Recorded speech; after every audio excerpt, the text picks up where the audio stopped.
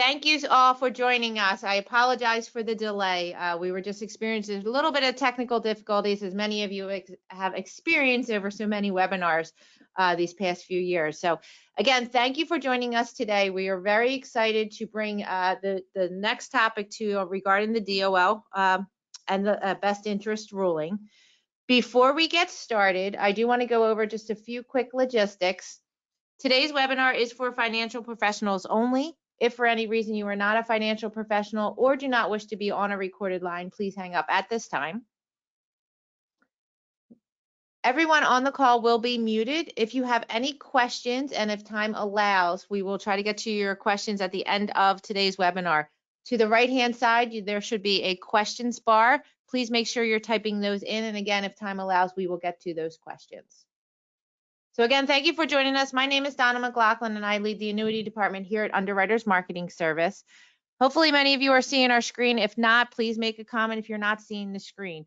We have been in business going on 37 years now, and we strive to continue to be your back office support on the lines of annuities, long-term care, disability, and life insurance.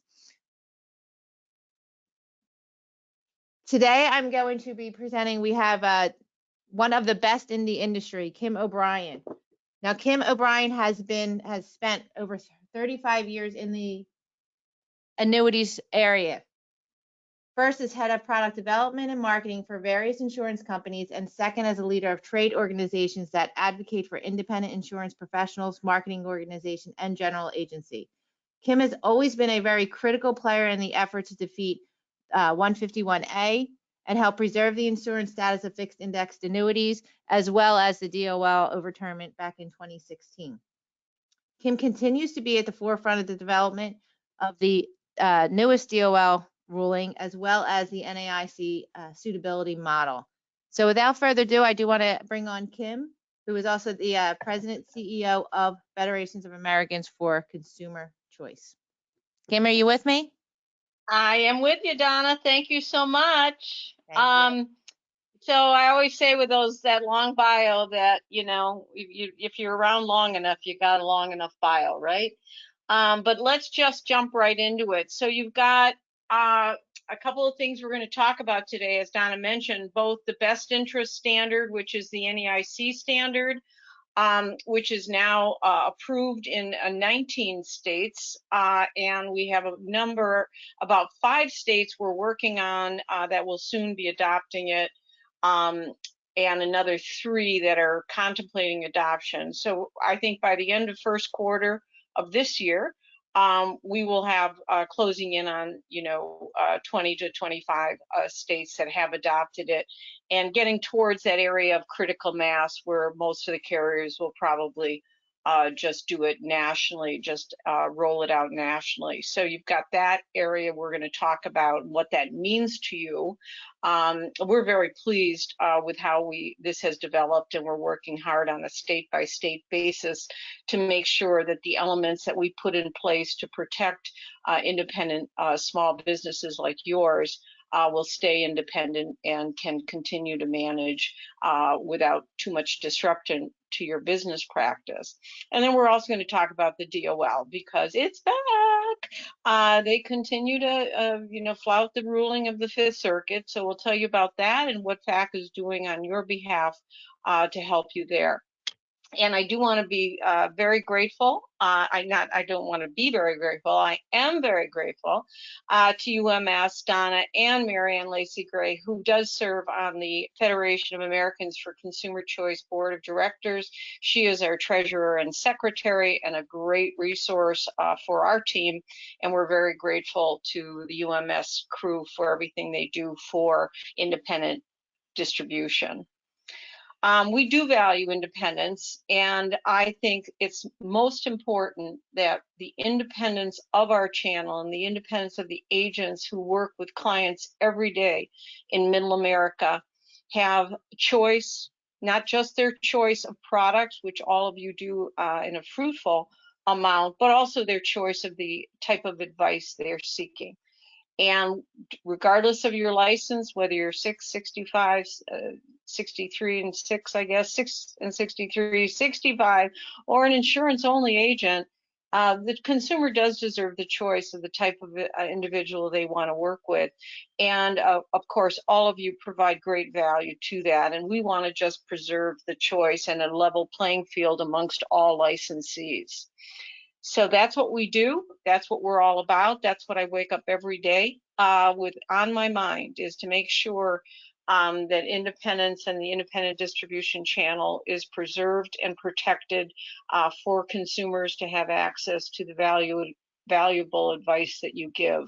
I've done this. I started in the independent channel way back when, as Donna mentioned, too many years to mention maybe, but I've always believed in it. And so we'll get started with what we do for independent distribution. So what we did with the NAIC model, and again, I mentioned it's in 19 states. As it happens, we're going, 2 states are just around the corner. We're just working on the final details directly with those states to help them get the last pieces of the model and legislation in place. And then we will probably within 2 weeks have another 2 states on that list. So we'll have 21 states. And as I mentioned, we have another 3 that are just coming up the pipeline very quickly. So you've got some serious checkpoints that you have to adhere to. I think most all of you all do it already in your business practices, but there's a little bit more diligence involved in terms of record keeping and documentation that we want to make sure you're aware of and understand, because it is different than the suitability model that I worked on back in 2010. The new best interest model has some additional documentation disclosure requirements that we want you're up to speed on. So we have this little group of checkpoints. There's 5 of them. And right now, so just so you understand, there's a lot of confusion, and I know you guys are really bright out there, but I get these questions all the time, so I know there's confusion. Because quite honestly, when you're working with lawyers, who can't get confused, right? So the NAIC model will require you to do this for every sale. It's not just qualified money, or excuse me, non-qualified money, and the DOL applies to qualified. It's not separate and distinct. The DOL applies to qualified money, but the NAIC applies to both. And so for all your qual and your non-qual work, you're going to have to follow the NAIC guidelines. Now, what we did at FAC, and we worked very hard and we're very pleased, is we were able to convince the working group at the NAIC that if you do 4 obligations and then keep your records, number 5, but if you do 4 obligations, you will have been deemed to comply with the best interest standard. That's an important distinction that we worked hard on, because we wanted a clear roadmap that you could follow, 1, 2, 3, and 4. And if you did those 4 things, then you would be in best interest compliance, and there wouldn't be a question about your activity. The record keeping is just, you know, your bookkeeping, your keeping track of your homework, if you will. So let's start with the first obligation, which is the best interest of the consumer is met if you follow the care obligation. And what the care obligation is that you develop and document the customer profile. This is important. The development and the establishment of what that customer looks like, what they're at, where their assets are, what their time horizon is for planning. Again, most of the suitability things you've been working on for 10 years, over 10 years, you have to do still today. Not a big change for you.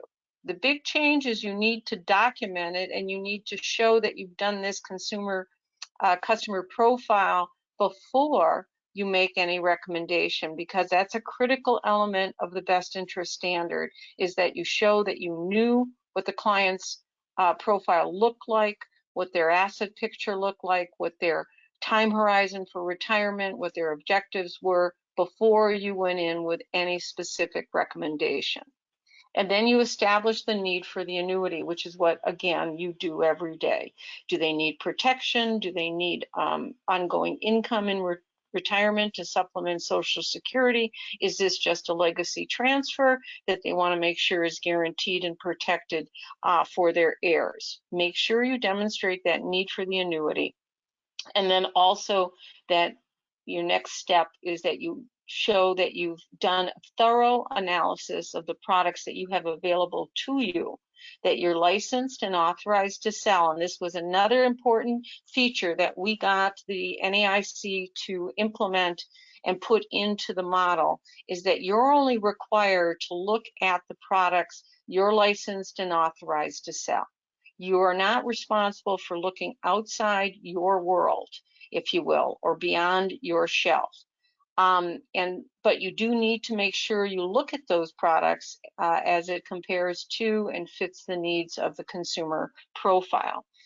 And then you document that recommendation that you're making once you establish the need for the annuity and what annuity you are recommending, or annuities. If you have more than one product you're recommending, make sure that you document both those steps. Then there's this new disclosure obligation. This is new to you because before, under suitability standards, the only requirement was to, the carrier was responsible for almost all the disclosure. You were responsible for delivering much of that, but you weren't responsible for actually having your own disclosure. Under the new best interest standards, you have a disclosure obligation. The template, Donna, correct me, but I only know one carrier that hasn't included the template, the disclosure template. Sometimes it's 1 page, sometimes it's 2, that's included in the app package. In all cases, except the one carrier that I'm aware of, just requires an attestation that you've disclosed it. So if you happen to be working for that one carrier, of course, UMS has a standardized template that we've provided for them that you can get. But by and large, 99.9% of the carriers have it in their packet. So make sure that you are understanding what that is. It's a very simple, in my mind, I'm not supposed to use the word simple because that lawyers don't like me to use that word, but I think it is. So I'm going to stand with it. It's just, the customer information, what products you're authorized to sell, what products you're not authorized to sell, how you get paid, not what you get paid. This is not what you have to do. You don't have to say what you're paid. You have to say that I receive compensation either by commissions, or I receive it by fees, if that's your business practice, or some other form of compensation, which, captive agencies and whatnot have. And the third element is that you work for majorly a variety of companies, which is most of our independents, or you work for one company, you're a captive, or you're a captive that can go outside a little bit, like a farmers, if you will.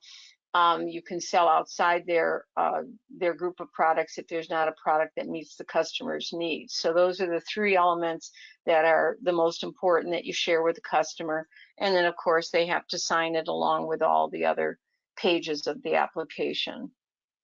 The documentation obligation, I think this is the biggest change that I've seen and we see, and what the commissioners, when I meet with them, are the most concerned about, because when they have an action or an inquiry, they just don't get documentation. They get the application that is submitted to the insurance company, and that's about it. What you need under the best interest standards is more than just that application, which is a good documentation of the customer's profile and the product you sold. But you also have to, again, show your homework, that you did this beforehand, that you didn't just go in and take a nap. It can still be done in one setting, but you have to make sure that you've got the documentation of their profile ahead of your recommendation, the analysis you went through to determine the product that met that customer profile, and it's all document in a record. Why this is so critical for you and for your practice is that if you can't come up with the documentation, should there be an inquiry or an action, then that is an immediate violation of the best interest and will be a very big problem for the advisor who doesn't have the documentation. You can do it in a variety of ways. We have what we call the customer profile questionnaire that we have available through FAC.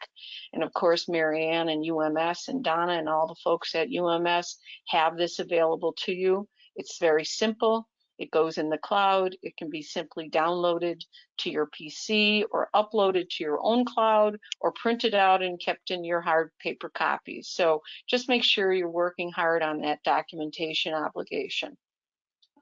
Then the last, I want to make one more point on that, that the documentation not only must show the customer profile and the analysis that you did, but it also really needs to show any oral communications that you have with the client.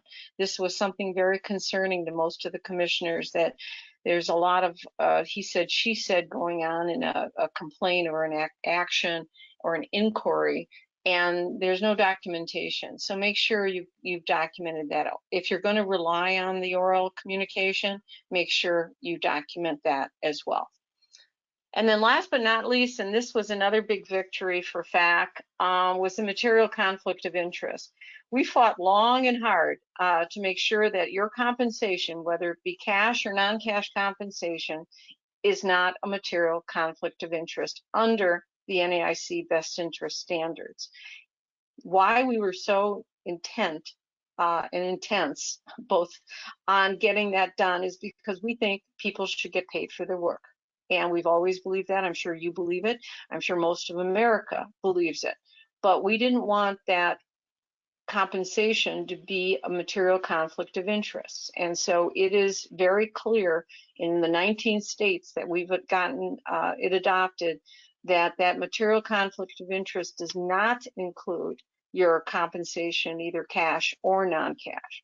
It may include a material interest in a company. Maybe you have a C Corp person that you know is your spouse, or you know, significant other that works at the company you're recommending. You might have some stock that you own in the company you're recommending. Those are material conflicts of interest and should be disclosed, but your cash and your non-cash compensation is not. And here we outline those elements that we were able to. These are not in the model themselves, but these were in the FAQs we helped develop for the NAIC that helps you understand what could or could not constitute a material conflict of interest. Kim? And then number 5, records, records, records. So do I hear somebody with out there wanted to jump in? Kim, it's Marianne. Yep. For the benefit of the audience, I think it's important to share there have been many hidden benefits, believe it or not, of these new rules and getting the profiling and documentation done. We are seeing so many opportunities for additional sales, referrals to family members, etc., in this review process, and doing what we need to do, you know, with their annuity sales. So, you know, being holistic at our firm at UMS, we find it really, really strong to be able to use this as a power tool. And I know you've heard similar stories across the country. Well, that is an excellent point, and something that I think is worth emphasizing again, Marianne, because I have heard it, that the customer profile, the CPQ that we have at the FAC website and that UMS can make available to you, is first the demonstration of why you need an annuity. That's number 1. And then now I know where all your assets are. So to your point, Marianne, there's other opportunities, or your desires to leave legacy. So now there's referrals to help the kids out. it really does broaden the landscape and the opportunity for the agent who's going through this process diligently. So thanks for jumping in there. Always. So make sure you have a written record of the customer, the recommendation, the basis why you're making the recommendation, and any oral communications that you may rely on or want to rely on, and any and all materials that you share with the customer. So, you know, even if it's a newspaper article that suggests, you know, the stock market could crash or whatever, anything that you share that you rely on, that you want to rely on, make sure you just put it into a good record. And with our technology today, we've got the cloud, we've got, you know, your PC, and we've also, of course, got your very dependable files and filing cabinets. So make sure you just keep your records. And that is a big deal because under the old suitability model, you weren't legally responsible for the maintenance of the record. The carrier was. And now, under the best interest standard, you are responsible for the written record and maintaining those records. And every state's a little different. We have a thing on our what we call the tracker out on our website that tells which states require what many years. It's in the range of, you know, most of them are 5 to 7 years. But make sure that in the state that you operate or states that you operate, that you're maintaining those records for the required number of years. I also always emphasize, if you're using the cloud, make sure you're using it in a cyber secure way, that you have a cyber secure website, and that it's retrievable, readily retrievable for any audits or inquiries from state insurance departments or heirs or legal inquiries for yourself. Okay. Do we want to stop and take some questions, or do we want to jump into the DOL? Kim, I'm just looking to see if we have any questions. If anyone has any questions regarding the NAIC suitability model standards, please let us know. But I don't see anything at this time. So if you want to just, go ahead and move on to the DOL. We must be getting good, getting complete at this, huh? So the DOL enforcement started February 1st. So this month we started with enforcement. That was a big deal. We fought very hard at FAC to extend their temporary enforcement policy so enforcement would not happen. We did not get any help from the DOL on that score. It was originally going to end on December 20th of 2021. They gave us a whopping, you know, few weeks into February. So that was about all we got, and we weren't pleased with that. And I'll tell you what we did with our displeasure in a minute. But under the DOL, now again, this applies to qualified money, and this applies to any rollover from a qualified plan. Not forgetting the fact that you're still responsible for the NAIC standards for that money. This is an additional standard on top. And the additional standard is different on qualified money than on non-qualified money. But it's, again, an additional standard. So you still have to do, 1, 2, 3, 4, and 5 that we talked about for every annuity you sell. But now, in addition, when you roll money either from 401k and ERISA plan to an IRA, or even between IRAs, you move money from, a variable annuity under an IRA to a new fixed annuity, or vice versa. This is what you're going to be required to do, and it's called Impartial Conduct Standard. It's not terribly dissimilar, basically it's the same as the best interest standards, but there's a few more little things in it that you need to be aware of. It applies to any recommendation that's made to qualified plans, including rollovers and IRA transfers. You must give advice that's in the best interest of the retirement investor. This best interest standard has two chief components. It's prudence and loyalty. The prudence is the advice must meet a professional standard of care as specified in the text of the exemption. This exemption is called under our world 8424. Some of you who may be RIAs or IARs or under a broker-dealer may be required by your RIA or your broker-dealer to use what's called the 2020-02 exemption. But it's just a standard of care that says you're doing the prudence part. We believe at fact, this is not legal advice, but we believe at fact that if you follow the requirements, the 1, 2, 3, 4, and 5 of the best interest, you will adequately meet that prudence test under the DOL rule. The second prong is the loyalty, that you must not place your own interests ahead of the interest of the retirement investor or subordinate the retirement investor's interest to your own. Receive or charge no more than reasonable compensation and make no misleading statements. The hardest prong and why we're fighting the Department of Labor's rule, we believe, is number 2. Because the loyalty standard is an ERISA standard, and it has huge ramifications of liability because of the compensation differential we have in the independent space. As you know, we have thousands of products. They vary basically, from a few basis points amongst each other.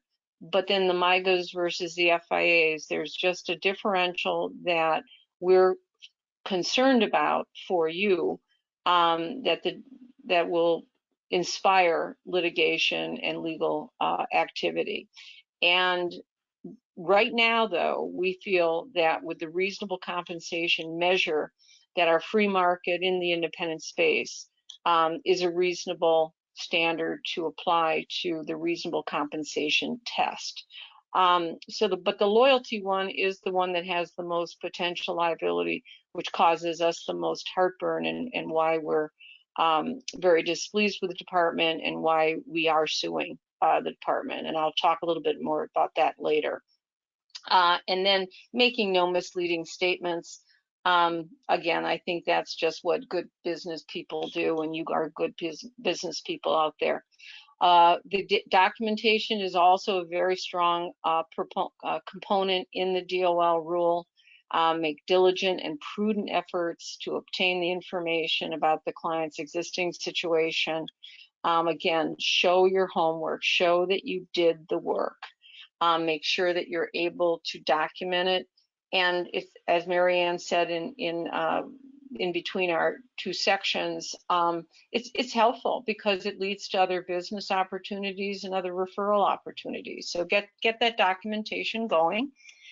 And then the disclosure. So in addition to your NAIC disclosure that's included in most carriers' application packets and through the online submission of application, you will have an 8424 disclosure if, again, unless you're in the RIA space or the broker-dealer space and your broker-dealer or RIA requires you to use a 2020-02.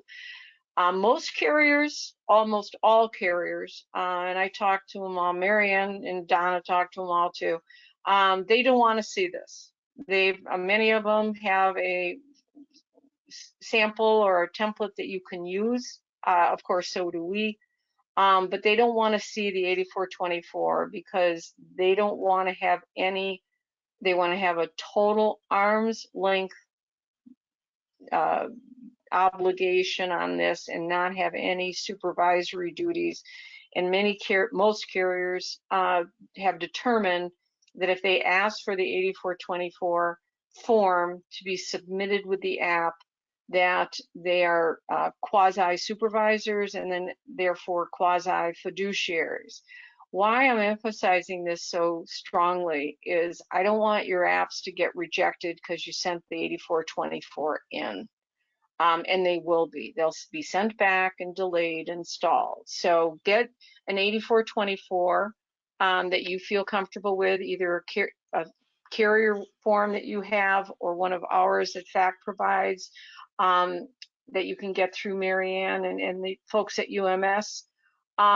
But do not send it in with your application because, again, that will probably be deemed a not in good order application and just delay everybody's life, your life and your client's life. And again, make sure you have that NEIC disclosure done because both are required in the qualified space. And then the material conflicts of interest, and this is another reason we're fighting the Department of Labor, is because they do consider comp and non-comp compensation.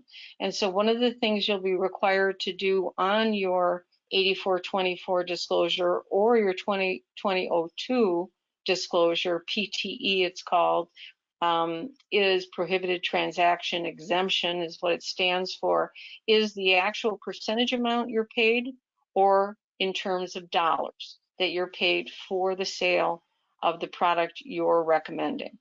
And then you also have to detail the product that you are recommending on that 8424 product, the company name, the product name, and the amount you are paid either in percentage amounts or dollar amounts. You can make that choice. So start your best practices today. Just make sure you get that client profile done. Document why you picked the annuity and why you picked this specific annuity, why you picked an annuity solution, and why you picked the specific annuity you're recommending. Keep your written records. Require your clients to sign on to information and document it so we don't have a, he said, she said situation. And make sure your clients understand what you're licensed to do for them and what you're not licensed to do for them. Do not make any recommendation on specific ownership of stocks or 401ks if you're not licensed to make those, to give that advice. And provide all the carrier required disclosures and disclose any conflict of interest.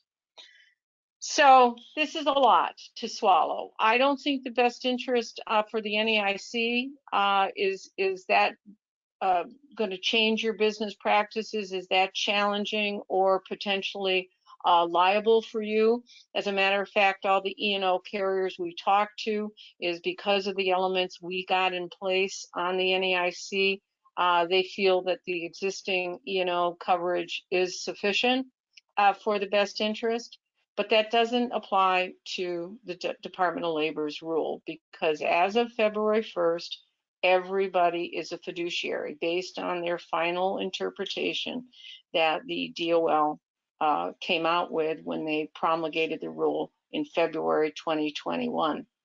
So we have filed a lawsuit in the Fifth Circuit Court in Texas, the same court that ruled against the DOL back in 2018 against their 2016 rule, and we're filing it on the same grounds. I mean, and this is what we're very strong lawsuits. We have had other law firms compliment us on the lawsuit that the DOL lacks the authority to make this change. And what they did in 2016 was they changed the 5-part test of what constitutes a fiduciary to a new 3-part test. And the court said, no, you can't do that. Congress, the 1940s Advisor Act is very clear, and the 1975 ERISA is very clear of what constitutes a fiduciary. So you can't just turn around and say what you think the fiduciary is because you're an agency, and that takes an act of Congress to do. So then we have, the decision, 2018, the decision came down and vacated the rule, as they say in law, in toto. And then they came back and said, okay, so we won't do it. We'll reinstitute the 5-part test, but we're going to give a final interpretation that essentially does the same thing, that makes everyone a fiduciary. And not only, and this is why this is serious and significant and why we filed a lawsuit, is because not only does it make everyone a fiduciary, it also makes them an ERISA fiduciary. That is a higher standard of loyalty that we fear is going to just be a magnet for lawyers and for disgruntled folks in the plans that you all work so hard to help your clients achieve. So we think it's very serious. We're a very small organization. We just started. Essentially, we established our organization in 2002. But we're the mouse that roared because we filed a lawsuit, and we were basically told the court that the DOL can't do indirectly through this final interpretation what the court told them they couldn't do directly. And that's the basis of our lawsuit. It's a lot more nuanced than that, but I won't bore you because I don't want you all to fall asleep. But I would encourage you to join our efforts. And, you know, for independent producers, we just invite you, and advisors, we invite you to join us. We ask for $100 a year. You get access to all of our resources and materials and information, and we'll keep you up to date on the litigation. We have 6 other agents and agencies that have joined us in our lawsuit. We're very pleased to be working with them. They're all in Texas, in various districts of Texas, so we could meet the court rulings on established venue. And but we would just love to, you know, be engaged and keep you talking to us. And my day is highlighted when an agent calls me and asks me a question, because that's just a lot of fun. So that's all I have, Donna, for today. Thank you, Kim. I do have a couple of questions, but you know, first and foremost, I just want to thank you for continuing to be an advocate for our industry and fighting for all of us on the independent channel. We really do appreciate all of your efforts. So one of the questions that I have is on the NAIC. I think you said there was 21 states that are in the process or have already approved this. Do you see this being national, that all the states will be jumping on board? Well, what we see before that is that the carriers are going to get to a critical mass. You know, so we think once we get to 25 or 30, we've heard a number of carriers who say the magic number is 30, that once 30 states adopt the model, then the carriers are just going to require it nationally, because then, you know, rolling out state by state after that is just too much work. Yeah. So it really is going to be, I think when we hit the number 30, at 25, we might see a few carriers jump nationally on the board. Once we get to 30, I think all the carriers will just say, we're going to require it nationally. With the NAIC suitability model in 2010, we ended up with about 38 states. But the other element, Donna, that is relevant to this question is that because that work we did on 151A with the Harkin Amendment, it does require adoption for the carriers nationally if they want to rely upon the indexed annuities not being securities. So we see this happening very quickly nationally, probably, if not by the end of first quarter, at least by second quarter of 2022. Okay, thank you. So now switching over to the DOL and the documentation portion of this, can you again just quickly go over the difference between 8424 and 2020-02 and the difference between a larger RIA, a small, because we've got a lot of different owner RIAs, small owner RIAs, and independent agents, which ones they should be using? Okay. If you are an insurance only agent, you don't have any other licensure, then you use 8424. And I'll talk about the differences at the end here. if you are an RIA and you're independent, meaning you're your own RIA, right? Or you don't have, your RIA doesn't tell you to use 2002, then I would say you use the 8424. So it really depends on what your RIA or broker-dealer is telling you to do. And I know many small broker-dealers, work with a lot of them, that are leaving it up to the registered reps or, you know, the investment advisor. So in those cases where you're not being told by your BD or your RIA what to do, then for an annuity sale, you can rely on 8424. The major difference between them, and I want to just emphasize again, I'm not a lawyer. I'm a paralegal, so that makes me a little dangerous, but I'm not a lawyer. But talk to them all the time ad nauseum, day in and day out. And the major difference between the 2020-02 and the 8424 is the 2020-02 stipulates that you are a fiduciary. The 8424 is basically saying you think you probably are because of the way in which the DOL sent their final interpretation, but you're going to rely on the PTE, the Prohibited Transaction Exemption, just in case. But you're not declaring yourself to be a fiduciary. Under 2002, you're declaring you're a fiduciary. So that does have a more potent possibility for your actions to be scrutinized under the fiduciary microscope.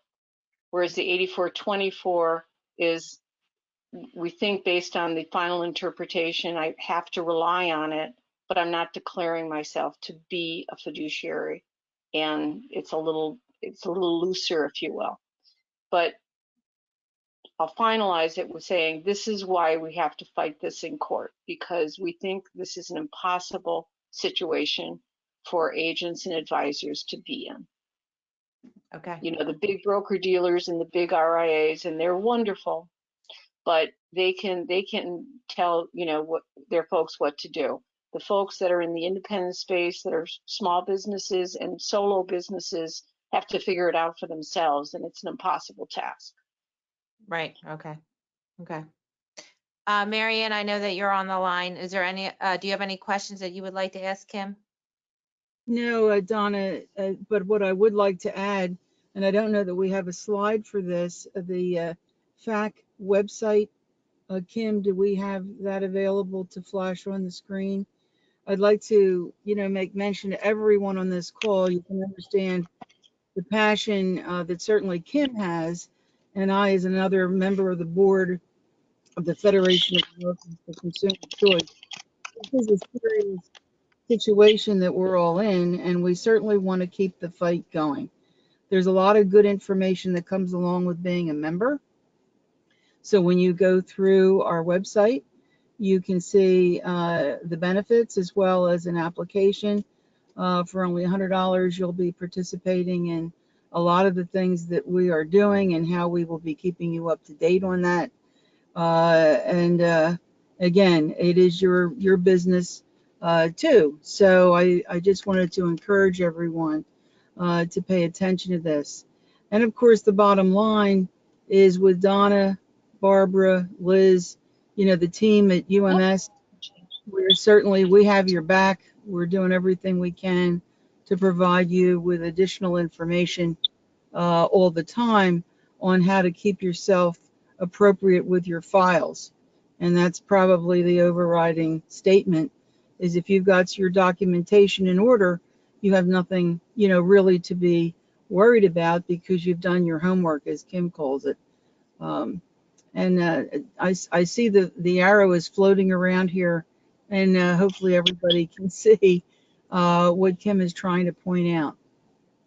Kim, well, and I just wanted to, I changed the password just recently.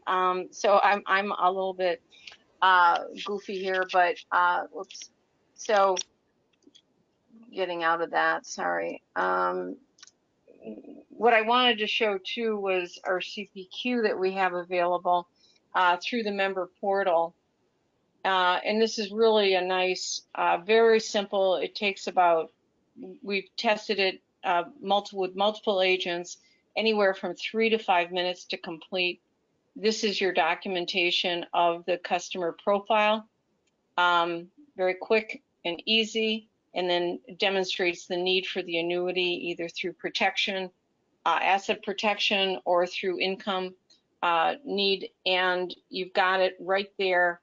Right then, once you complete it, you download it or you upload it to your cloud, wherever you want to keep the file. It's very clean and easy for you to use. And your initial documentation, then your next documentation is, of course, any analysis you did or when you called UMS and they sent you a wonderful quote or whatever. That documentation can easily be attached, and then you're good to go. It's not going to take that much change, but I've been told by the lawyers not to say this, that it's easy. It just means you have to do a couple more things than you might be doing today, and make sure you do them. The documentation is going to be a critical element to you, because there will be a lot more activity and inquiries about recommendations under this new best interest standard. So this is all available through your FAC membership as well. Donna, do you have anything to add, Donna, from Well, the yes. report? I think it's really important just to note how important our solutions are and our products are in the industry. Whether it's the safety, the guaranteed income for life, you've got a couple of things there, helping pay for long-term care expenses, that our products and solutions are so needed, and it's something that is not going away. And with this documentation, Marianne, you pointed out something, really good here. As you're doing this documentation, not only are you going in and helping them with a solution for lifetime income or a solution for legacy planning, but you're really becoming a holistic type of a planner for them, and opening up other opportunities to, maybe provide them with long-term care, to help their children, to help their grandchildren. So one, being a part of FACT and being a part of Underwriters Marketing, we can help you with becoming more holistic and offering these solutions. For those that are on today's call, we do have, I think it's called the Best Interest Best Practices Toolkit, which is something that Kim had spoken a little bit about to help you with documentation. If you are interested in that, Kim, if you can just throw up our number on the screen again, you can contact us in the annuity department and we can get that toolkit out to you. And Donna, the other thing, because of UMS, so you can join our efforts and you get access to our portal, and we have the 8424. We have a disclaimer if you're an insurance only agent that you can use to protect the conversation you're not having with a customer, so that you don't have a source of funds argument that's placed against you. So we have a lot of resources, but because of UMS and their generosity to FACT, these are all available through Donna and the team. So, you can just access them. We just invite you to join us so that I can have opportunity to talk to you. Thanks, Kim. Thank you. I do have another question that came in. And again, if anyone has any questions, I know we are just about up with time, but that customer profile, and I know we keep on making you switch over screens, Kim. The customer profile that you had up there, it looks like this is like a fillable PDF that you can just fill right on the computer and save this to the cloud. This is a perfect question. And what we did, and this is quite unique, is it's right on the internet. I mean, right in the cloud, right there. You just fill it out, and then you can print it and store it in your own file, or you can upload it to your own cloud, or you can download it to your PC or wherever. So it's yours, and then once you submit it and print or upload or download, it is wiped clean. It is nowhere in the cloud. It's all on a secure, it's the secure server wipes it clean, and it's yours only depending on how you save it.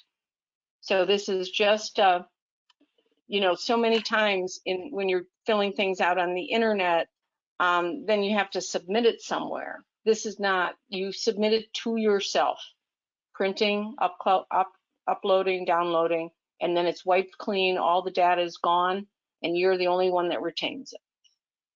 Okay. Okay. I don't see any further questions at this time. Again, though, if anyone would like to speak with the annuity team directly or have any or help with any of these forms, make sure you call into our office at 800-524-1774. And any closing comments, Marianne? Just be in business for yourself, not by yourself. Let us help you. And our website, if you have not had a chance to get on it yet, is CALLUMS, callums.com. Thanks, everybody.